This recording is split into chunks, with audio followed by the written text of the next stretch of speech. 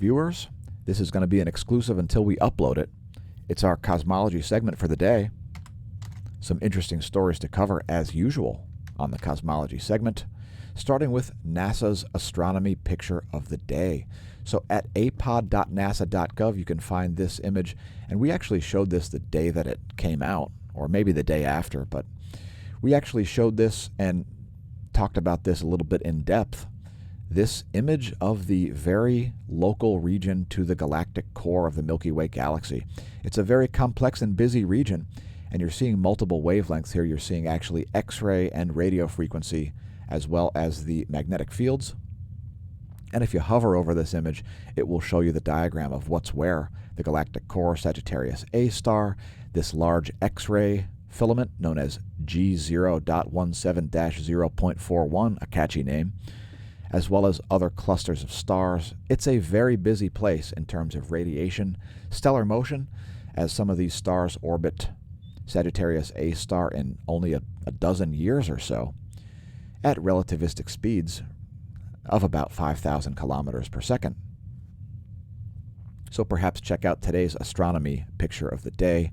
Again, you can find it at apod.nasa.gov.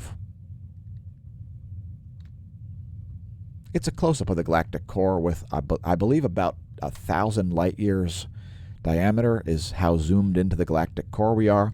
And we'll actually show a little bit more galactic information. Starting with our random number, we've picked a random number.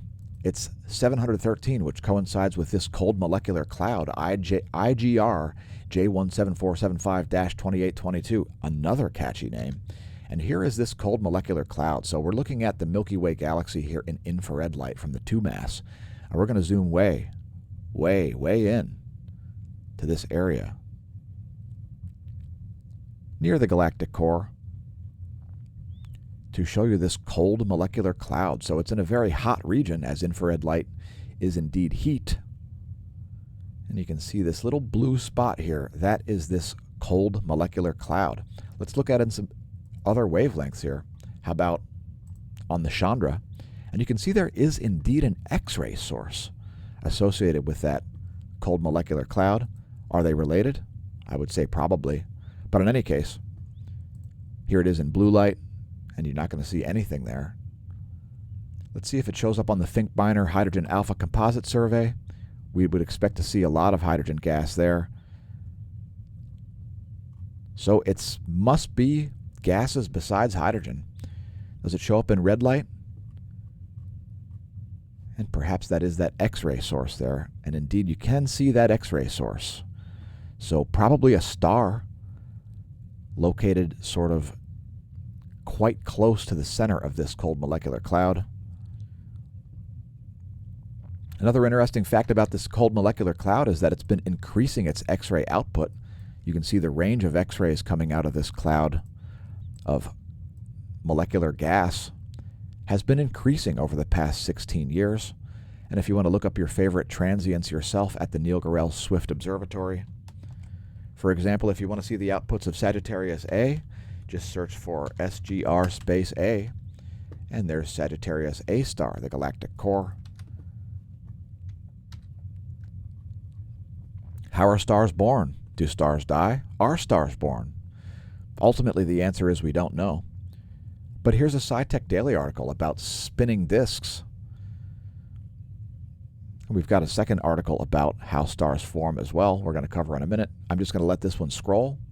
The answer is, regarding how solar systems are born, the answer is we don't know.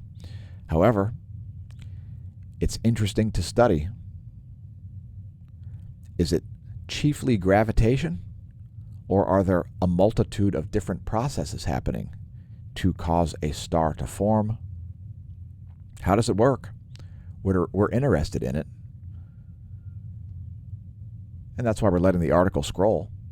And we welcome your comments about this.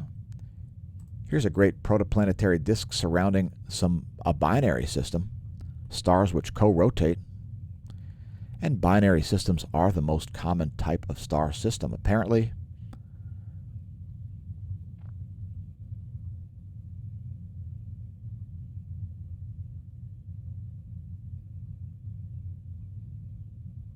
To try to disentangle these possible formation pathways, we sometimes use computer simulations of the process, which leads to other expectations for the properties of hot Jupiters, which are gas giants like Jupiter that are very close to the star around which they orbit.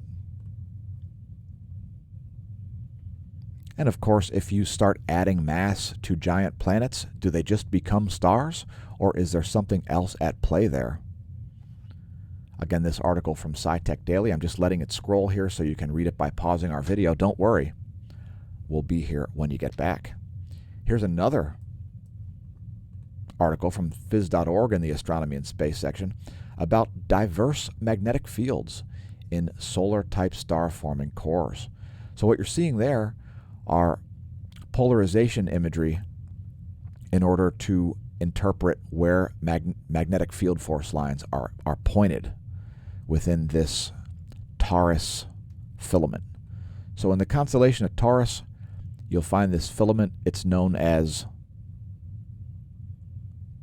I believe it's called Taurus 213, Taurus B213. So an interesting filamentary region here where there perhaps appears to be some sort of a connection between these stars. Are they blasting particles at each other? Well, I would say they probably are in some cases. How much of that particle forcing actually affects their output and their stellar evolution, perhaps, we really don't know, is the ultimate answer. Here's a quote from the article. Even in the presence of substantial magnetic flux, local physical conditions can significantly affect magnetic field morphology and their role in star formation. So a great laboratory goes on in space, folks, and it's part of the reason why cosmology is such an interesting subject, plus things like astronomy and astrophysics. Also heliophysics and indeed geology are all sort of in the process of being rewritten. So it's part of the reason why we make so many cosmology segments, and that's today's cosmology segment. Thanks for tuning in. I've been your host, Dan, aka smAsho, and we'll see you next time.